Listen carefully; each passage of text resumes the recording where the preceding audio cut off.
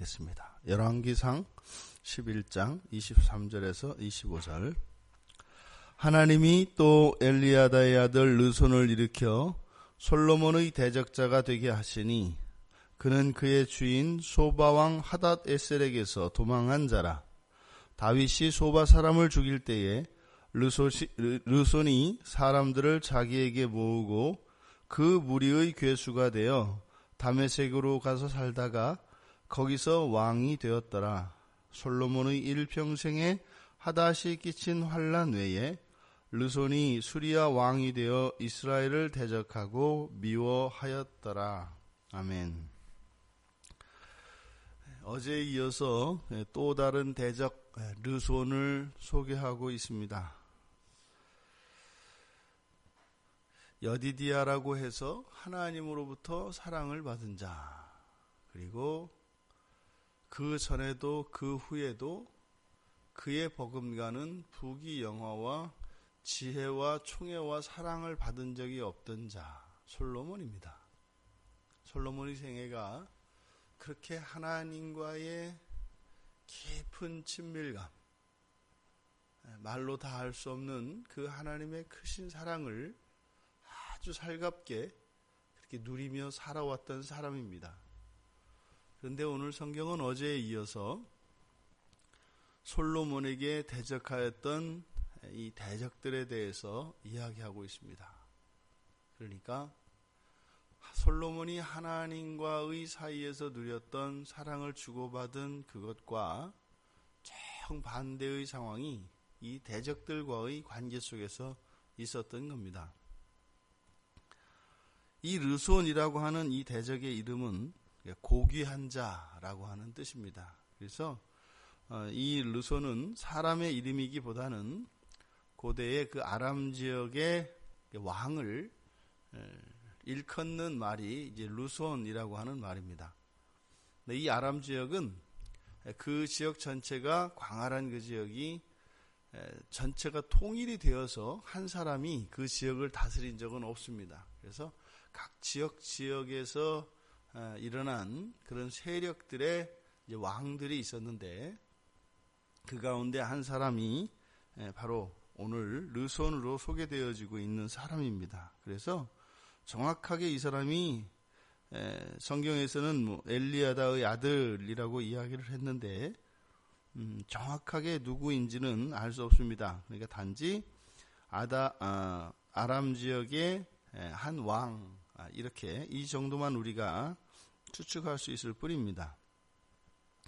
그런데 이 르손은 소바 지역에 있었던, 그러니까 소바의 왕에게서 달아나서 세력을 이루어서 다메섹에서 왕이 된 사람이다, 이렇게 얘기를 하고, 하닷과 함께 평생 동안 솔로몬에게 해를 끼쳤던 이스라엘의 대적이다, 이렇게 얘기를 합니다.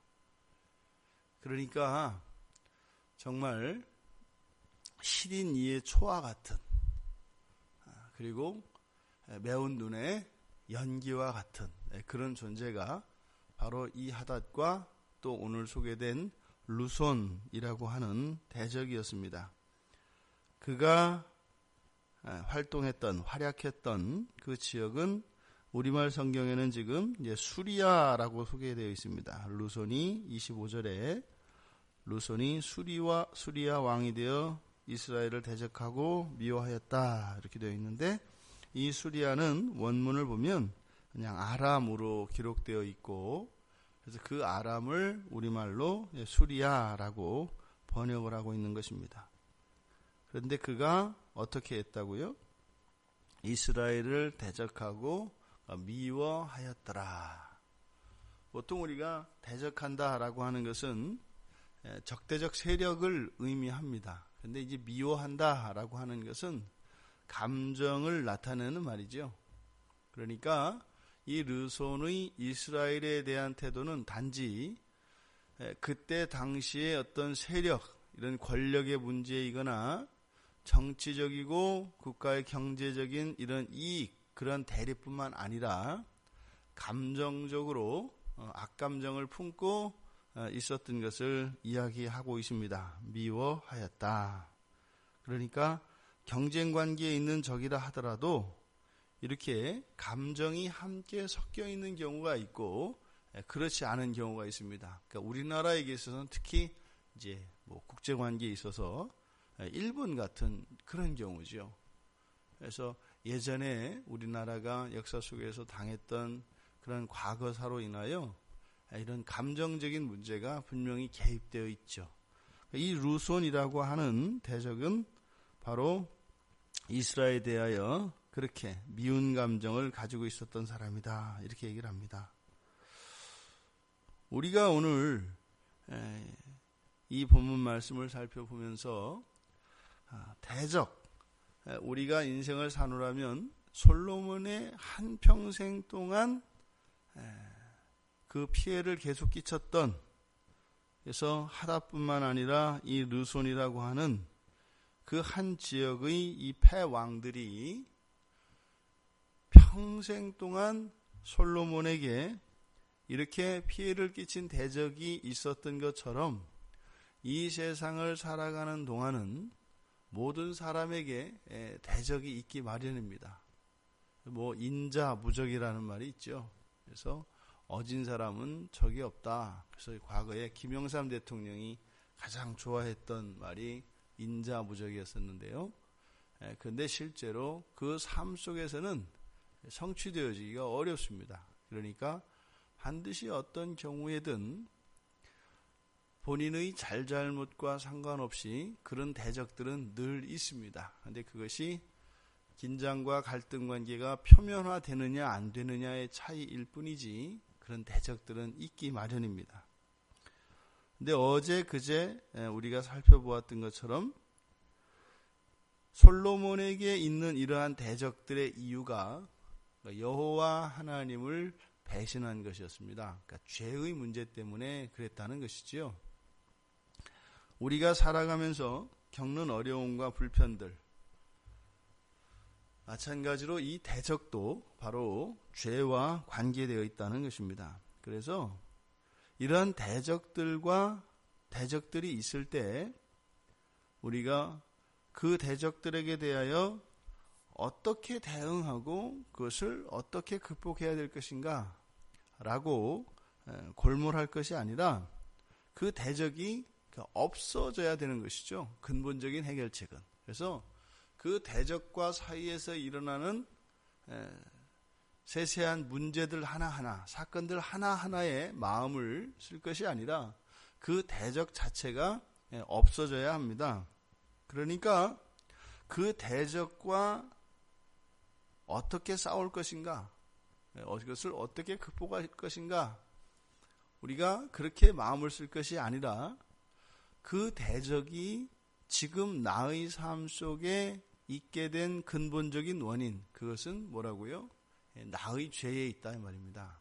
그러니까 내가 문제인 겁니다. 항상 대적이 대적으로서 그 기능을 다할 때도 또 그 대적이 내 주변에 있을 때도 그것은 원인을 따질 것이 아니라 그 관계 속에서 원인을 따지고 그것을 해결하려고 하는 어떤 시도를 하는 것보다 그러한 대적으로 인해서 내 속에 있는 죄를 발견하는 것, 이것이 참다운 지혜다 이 말입니다. 내가 나의 죄를 발견하고 하나님 앞에 회개를 하게 되면 환경을 하나님이 바꾸십니다. 그것은 이렇게 설명되어질 수 있는 것이 아닙니다. 내 안에 어떠한 죄의 문제가 해결이 되어버리면 주변에 있는 대적은 반드시 사라지게 되어 있습니다. 있다 하더라도 그 대적은 활동하지, 이렇게 피해를 끼치지 못합니다. 설사 그 대적이 변화가 일어나지 않고 여전하다 하더라도 그것으로 인해서 피해를 입지 않는다 이 말입니다. 이것이 대적에 대한 우리들의 바른 대응 방식입니다. 레위기 19장 18절에서도 원수를 갚지 말고 동포를 원망하지 말고 내 이웃 사랑하기를 내 몸과 같이 사랑하라. 이것은 단지 우리에게 주는 정언 명령이 아닙니다. 이 세상을 살아가는 신앙 안에서 그 신앙을 가지고 살아가는 사람들의 바른 삶의 자세인 것입니다. 로마서 12장 19절에서도 이러한 대적들에 대해서 대응하는 방식에 대해서 친히 원수를 갚지 마라. 그리고 하나님의 진노하심에 맡겨라. 원수를 갚는 것은 하나님께 달려있다라고 이야기를 합니다. 또 잠언 23장 11절에도 구속자, 구원자가 원한을 갚아주실 것이다. 이렇게 이야기를 합니다. 그러니까 우리가 살아가면서 우리 주변에 또 우리의 인생에 펼쳐지는 이런 대적들이 나타날 때마다 우리들이 해야 되는 일은 그것에 직접적으로 반응하는 것이 아니라 하나님께 맡기고 오히려 그런 환경을 통해서 우리의 마음속에 감추어져 있는 그 죄들을 발견할 수 있는 은혜의 수단으로 삼아야 한다는 겁니다. 이것이 그리스도인이 이 세상을 살아가는 이유이고 우리에게 생명을 주신 하나님의 목적입니다. 그래서 대적으로 인해서 괴로워할 것이 아니라 그 대적을 허락하신 하나님의 선하신 뜻을 깨달아 오히려 그 대적으로 인해서 우리들 안에 있는 그런 죄들을 발견하고 그 죄들로 회개하고 하나님 앞에 더욱 가까이 나아갈 수 있다면 그들이 또한 우리들에게 반면교사가 될 수 있는 것입니다. 그러니까요, 나의 친구는 나에게 힘이 되고 위로가 되고 기쁨이 되어서 감사할 수 있고, 또 나의 대적은 내 안에 있는 이러한 죄들을 발견하고 하나님 앞에서 회개하고 용서를 구할 수 있기에 하나님으로부터 더 큰 위로와 사랑을 받을 수 있게 해서 감사하다는 것입니다. 그러니까 결코 우리들 주변에 있는 이런 관계 속에서 이런 어려움이 우리에게 닥친다 할지라도 그것으로 인하여 우리들이 일희일비할 것이 아니다라는 것입니다. 그토록 하나님의 사랑을 받았던 솔로몬, 그의 평생에 그것도 직접적으로 솔로몬과 관계없는 그러한 대적이 평생 동안 있었다고 합니다. 우리들도 생활을 하다 보면 우리의 환경이 바뀌고 새로운 공동체에 들어가 보면 늘 나의 대적이 있는 것을 보게 됩니다. 늘 그런 사람이 어디에나 있습니다. 신기할 정도로 있습니다. 그것을 통해서 여전히 내 안에 잔존하고 있는 그 죄를 깨달아 그 죄의 문제들이 해결되어져서 오히려 그 대적들을 허락하신 하나님께 감사와 찬양하실 수 있는, 그래서 정말 이 세상의 그 무엇이 우리의 그 마음의 평화를 깨트릴 수 없고 하나님을 사랑하는 우리의 신앙의 길에 방해받지 않는 복된 성도님들이 되시기를 주님의 이름으로 축원합니다.